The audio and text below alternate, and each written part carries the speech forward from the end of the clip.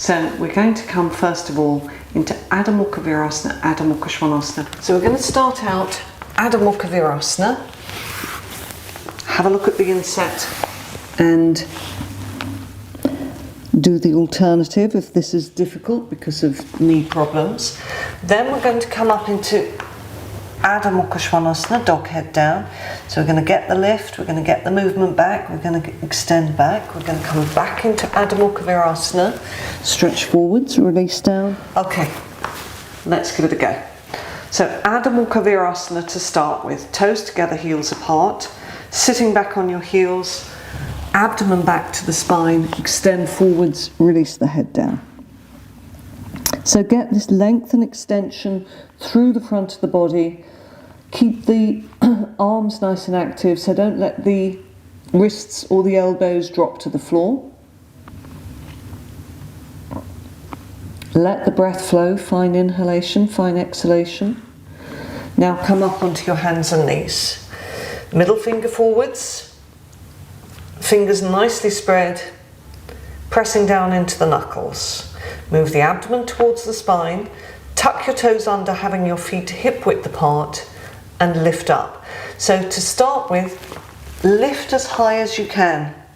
Make sure that your heels are not swinging in or swinging out, that your kneecaps are facing forwards, and see how high can you lift your sitting bones. Now lift them higher than that. Okay, press down with the knuckles, and now imagine that there is a rope around the top of each of your thigh bones, and that's going to be pulling straight back. So you've got to pull back with those thighs, pull back with those thighs. So as you pull back, it may be that the heels start to release down a little, but that's not what we're trying to do. We're trying to get that length and extension through the body by moving the thigh bones back. Okay, release down, toes together, heels apart, stretch forwards, Adho Mukha VIrasana, or on the chair for those whose knees don't like this action.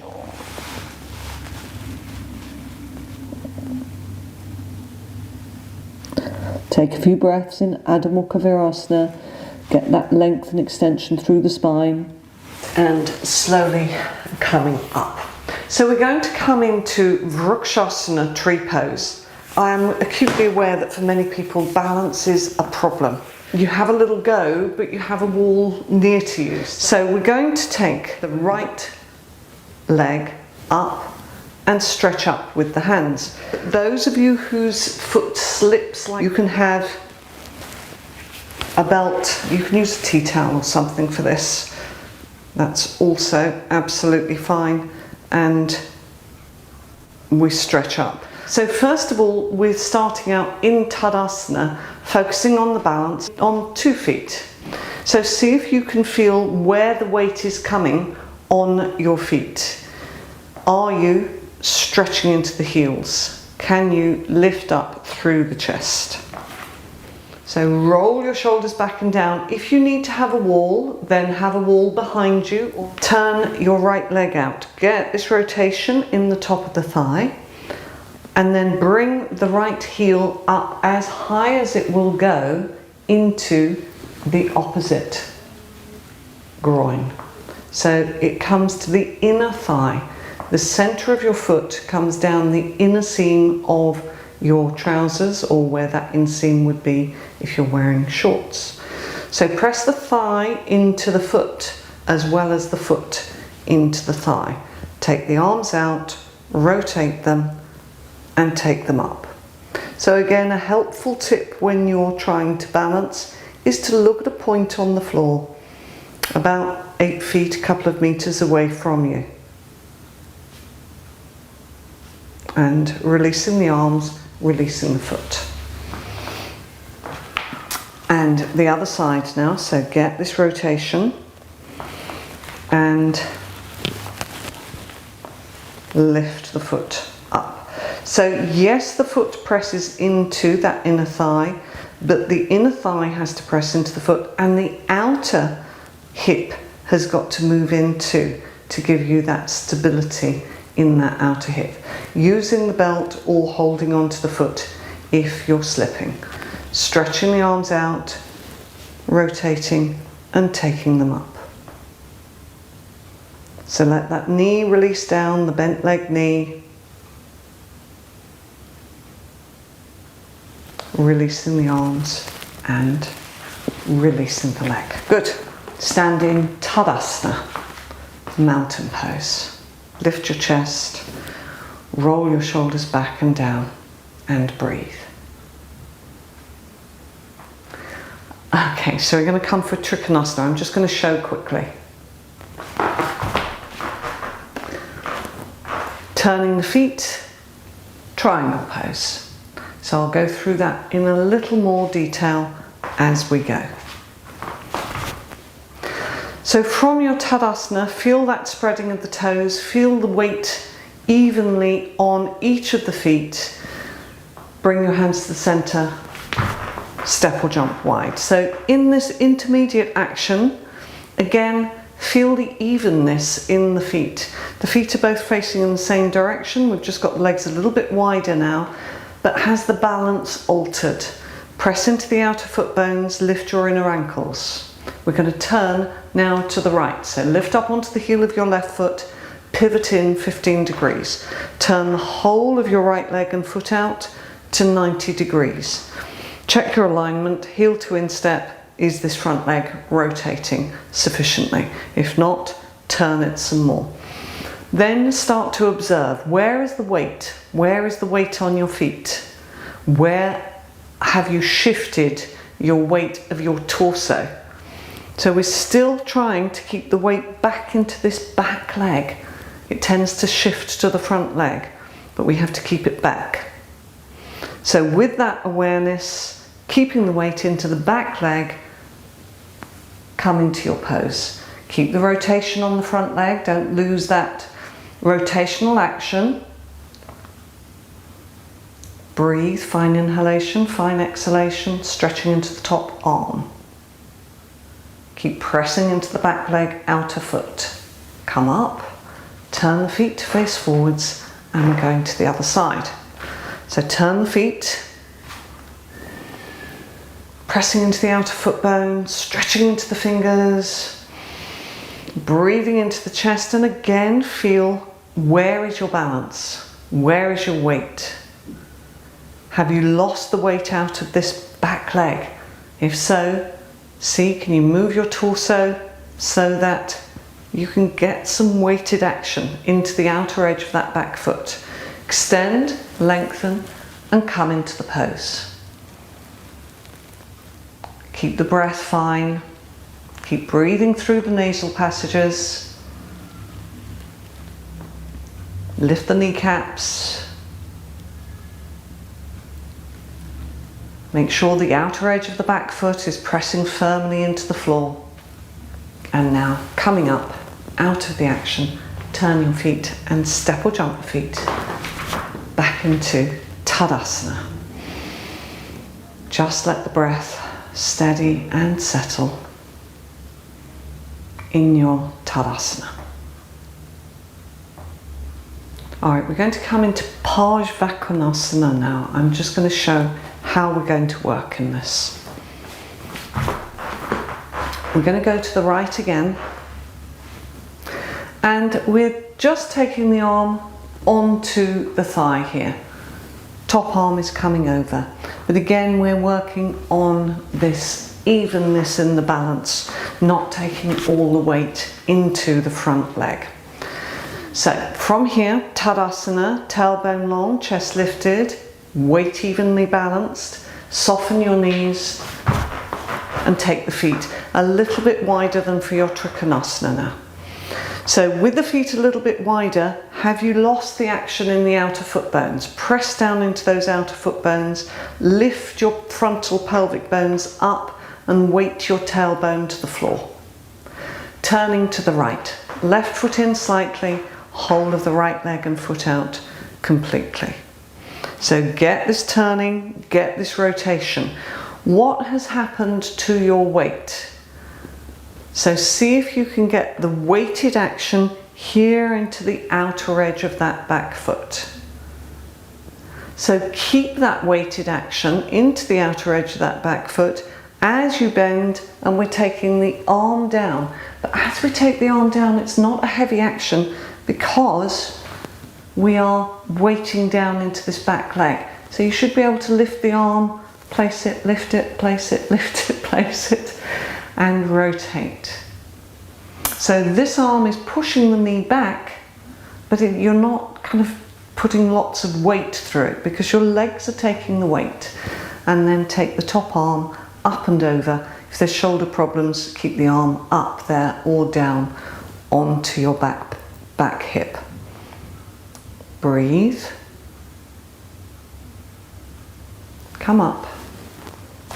Turn the feet and we'll go to the other side. So turn that right foot in, left leg and foot out. Get the balance, get the evenness through the two legs. Lift out of your pelvis, tailbone long. Bend your front leg. So if your knee overshoots your ankle, you know you have to make a little bit more space. So rest that top arm, front arm, sorry, onto the left leg. So left arm onto left leg, move the left knee back. Keep this opening. Keep the pressure down into the outer edge of your back foot. That back foot outer edge should not become light. And then the top arm comes up and over. So see how light you can make the front side of the body. So we're not putting a heavy weight through this side.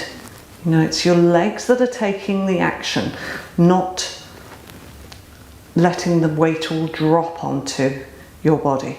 So we have to use the body as a scaffold. You know, the bones are there to help support the weight. All right, coming up.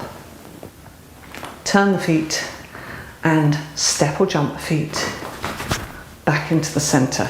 So we want the bony structure of the body to be weight bearing. It needs to be weight bearing.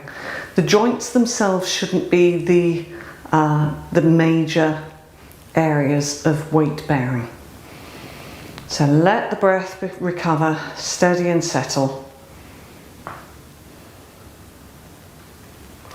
So we're going to come now for Ardha Chandrasana. I know this presents a challenge for balance for a lot of people, but you can use the wall, you can use the kitchen cupboards to do this. You can use the back of a sofa, an upright piano if you've got one is very good for balance. I'm just going to show, and then you can give it a go if you feel you're able to.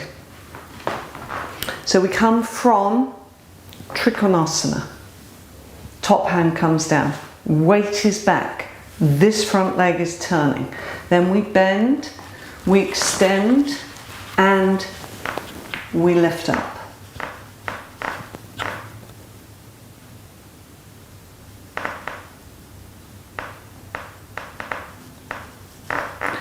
Okay, and then we bend, come back into Trikonasana and up. So we did this pose in this more kind of freestanding way a couple of weeks ago, and I know that some of you do find it challenging. And you can just, if it's really a bridge too far at this stage, come into the Trikonasana action, the triangle pose, stay in that and get that awareness of where the weight is in the body in your Trikonasana if this is a little too much. Otherwise, step or jump the feet wide, turn the feet. Now, where is the weight? Make sure that that back leg is still engaged in the action. Coming into your Trikonasana, top arm down. Now you're going to bend your front leg and step in with your back foot. The front hand comes about a foot ahead of your little toe. So bend your front leg, step in, step in, step in, and lift up. So you have to get the rotation on the right leg thigh, so you're keeping that rotation, maintaining that, so that the chest can turn. And then, if you're able to take your top arm up, you can take your top arm up. Extend into the inner heel of your raised leg. Those working in Trikonasana, slightly longer stay so you can really feel the action moving into that back leg, outer foot bone. So bending the front leg, stepping back, nice quiet movement back into Trikonasana, coming up, turn the feet to face forwards and turning to the other side. So now the right foot in, whole of the left leg and foot out, stretch into the fingers, lift the chest, Trikonasana, get the rotation, get the extension, get the length in the spine, top arm comes down, bend your front leg, and now hand is forwards and you're just stepping in, and keep the rotation in the front leg thigh as you lift up into the pose.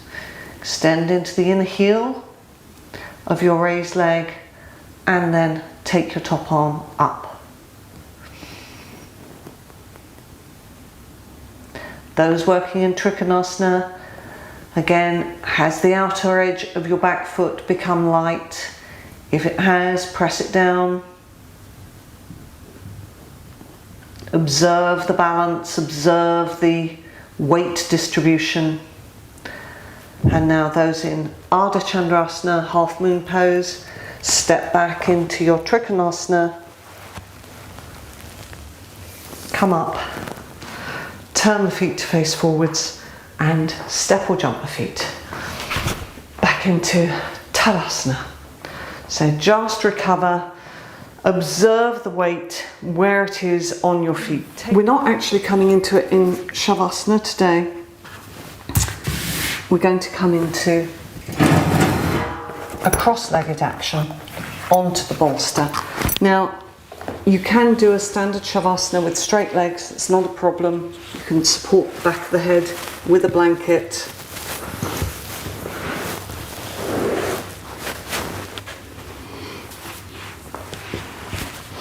But if you can comfortably lie down with your legs a little bit lifted onto a bolster, then that's how you're going to work.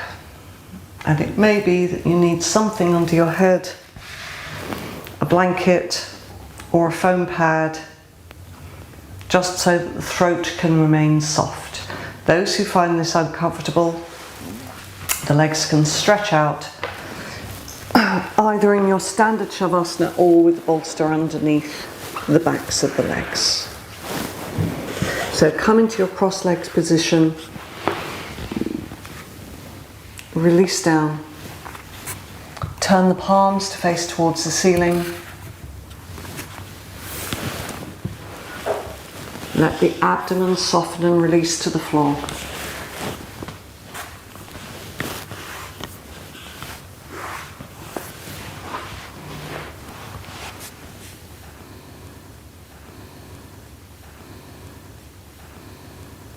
Let the breath become steady. Those of you in cross legs can change the cross of the legs.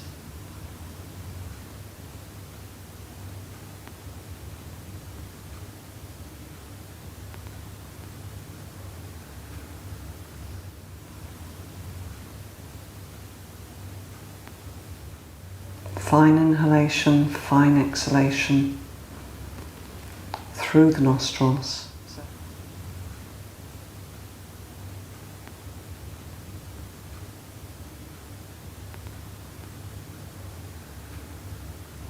So if at any point this becomes uncomfortable, just stretch your legs out instead. You need to use this time to just let the nervous system settle down. Now if you wish to come into a Shavasana, a standard Shavasana, after this pose, then you're very welcome to do so. 3 or 5 minutes in your Shavasana would be fine. But we have to finish now, so this is a good pose to finish on if you haven't got time to come into a Shavasana. So if that's the case, softly bend your knees in towards your chest. Slowly and without disturbing the nervous system, so don't bump the body, roll to your right and slowly bring yourselves up into a seated position with the head coming up last. Chest lifted, head bowed down.